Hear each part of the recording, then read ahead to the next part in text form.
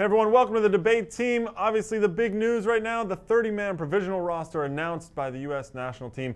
Bob Bradley actually taking 30 despite some rumors he was going to take fewer than that. 9 of those players coming from MLS, 14 other ones are former MLS players, so you automatically have 23 players with MLS connection, not to mention Bradley himself. But Simon, we have to start with the name that is not on the list.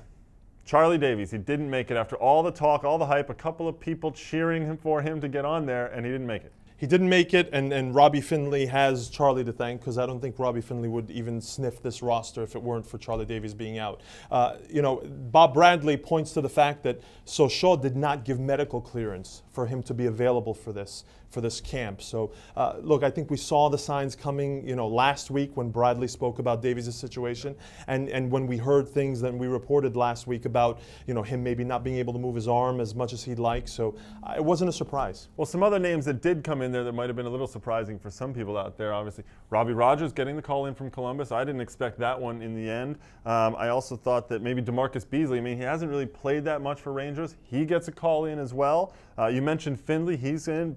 Buttle and Gomez both in as well. We talked about that. Yeah, not surprising for them. The forward crop is definitely interesting, and there were definitely some surprises there. To me, Findlay and Eddie Johnson are both surprises. I get that Eddie Johnson's been playing well for his club lately, but he just hasn't. He's been so inconsistent for the U.S. national team. It's sort of like we're grasping at straws to pull him back and hope that he regains that form that he had for all of 3 or 4 weeks with the U.S. national team at his peak. Oh, Eddie Johnson was not just 3 or 4 games for the national team. Don't forget, the guy scored 15 goals in MLS, right? I get that he scored in MLS. For Kansas City, a team that wasn't scoring that much at that time. Taylor Twellman scores a ton of goals in MLS when he was playing, but it didn't translate to the national team. And for me, Eddie Johnson hasn't translated to the national team consistently. So for him to be on this roster on a whim, I'm not really upset with it. But between Eddie Johnson and Robbie Findlay, to me, neither of them are proven. Neither of them really are going to add anything. Eddie Johnson's a lot more proven than Robbie Findlay. To be that speed guy, to stretch a defense,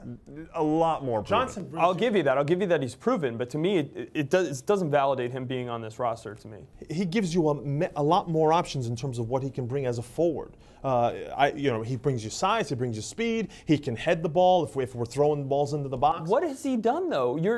What are you holding on to about Eddie Johnson that he does all this so well? Where is he proving it?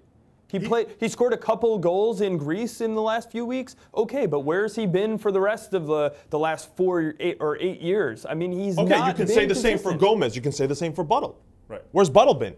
Buttle has scored goals.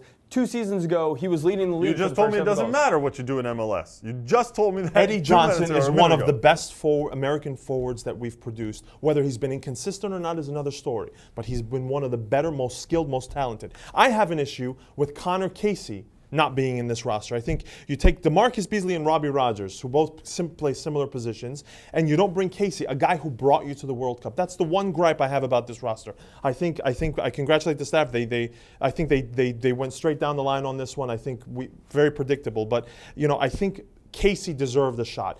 With Colorado in this first part of the season, it's not like he's getting a lot of service. Sure, you can say he hasn't scored goals, but how much is it a factor that the team hasn't been on every game? But if you bring in Casey for this as well, and let's say you get rid of Beasley or Kleshner or someone like that, right? You then have 7 forwards in camp.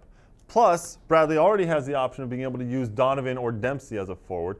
You're getting a little heavy up top. Just because you don't have Charlie Davies, all of a sudden you just bring in whatever you can to try and find Fair enough. You have a lot of questions at forward. You have a lot of questions everywhere. I think everyone has been asking a lot of questions of the forward line. I'm still curious about who's going to play center back.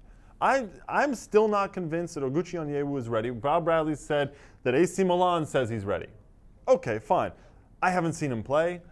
He has not played a game since, November, right? He hasn't played a meaningful game at all. You have Bocanegra and you have Onyewu, who are pretty much cemented as our center backs. Should they not be able to do it, Jay DeMerit is probably the first one in there. That's the way it's been, first substitute. But then it gets down to Chad Marshall and Clarence Goodson. And most likely they're going to be battling for one spot. Great. So that battle will be interesting. Whether, when do those guys get on the field? Because you want Gooch to get games in. So if you're going to be playing, if you're only playing 2 warm-up games before you have to make your final cut down, that means you want Gooch on the field for as much of it as possible. And then you know, you have Bocanegra there. He's had a little abdomen injury going on now. So where are Goodson and where are Marshall getting the minutes, and how are they earning that spot? I think that's a good point exactly. Is that there are not enough games at this point really to see the guys who are on the bubble. Same discussion for the forwards, by the way. Yeah, exactly. When are you going to see Robbie Finley to see if he really has it?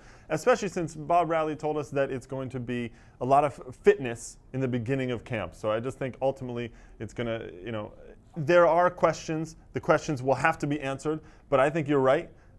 Bob Bradley and his staff, you say went straight down the middle. I say they got it right. Yeah. They got all the right names in there that they can at this point, who are healthy and ready to go and in form. Connor Casey, there will obviously be some questions about that, but ultimately they got it right.